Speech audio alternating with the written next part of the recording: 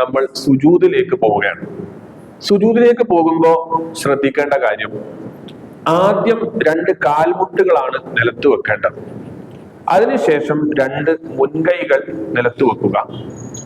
ആ മുൻകൈകൾക്കിടയിൽ നമ്മുടെ മൂക്ക് ആദ്യം വെക്കുക.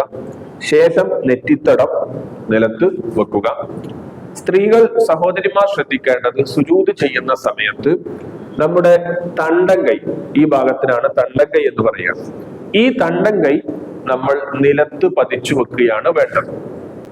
അതേ രൂപത്തിൽ തോളം കൈ, ഈ ഭാഗം, ഇത് ശരീരത്തിലേക്ക് ചേർത്തി വെക്കുകയും തുടയും വയറും പരസ്പരം സ്പർശിക്കുന്ന രൂപത്തിൽ തുടയോട് വയറ് ചേർത്തി, എന്ന് പറഞ്ഞാൽ പൂർണ്ണമായും ഒതുക്കത്തിലും അടക്കത്തിലുമാണ് സഹോദരിമാർ സുജൂദ് ചെയ്യേണ്ടത്. പുരുഷന്മാരെ പോലെയല്ല, അവർ പുരുഷന്മാരിൽ നിന്നും വ്യത്യസ്തമായിട്ടാണ് സുജൂദ് നിർവഹിക്കേണ്ടത്. 2 കാൽപാദങ്ങളും വലതുവശത്തേക്ക് ചരിച്ചാണ് വെക്കേണ്ടത്.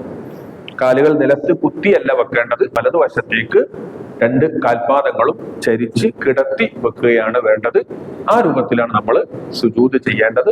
ഇൻഷാ അല്ലാഹ് അതെങ്ങനെയാണെന്ന് നമുക്ക് മനസ്സിലാക്കാം.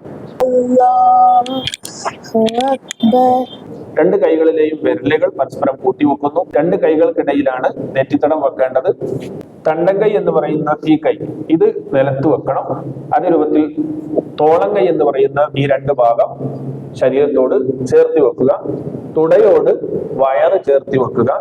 കാലുകൾ വെക്കുന്ന സമയത്ത് കാലുകൾ കുത്തി വെക്കുകയല്ല, കാലുകൾ 2 വലതുവശത്തേക്ക് ഇങ്ങനെ ചരിച്ച് വെക്കുകയാണ് വേണ്ടത്.